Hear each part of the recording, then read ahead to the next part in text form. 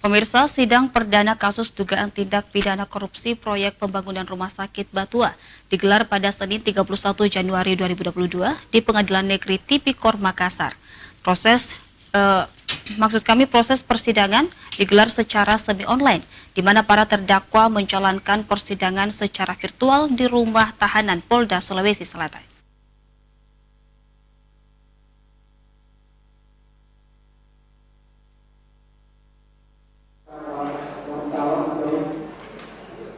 Beginilah suasana sidang perdana dugaan kasus tindak pidana korupsi pada proyek pembangunan Rumah Sakit Batua yang digelar di Pengadilan Negeri Tipikor Kota Makassar di Jalan Kartini, Kota Makassar.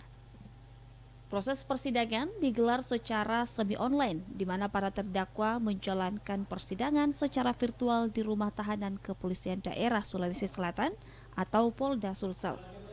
Persidangan dipimpin oleh Muhammad Yusuf Karim selaku Hakim Ketua, didampingi oleh Hakim Anggota Farid Hidayat dan Yohanes Martin, serta 8 orang jaksa penuntut umum dan 13 orang penasihat hukum dari masing-masing terdakwa.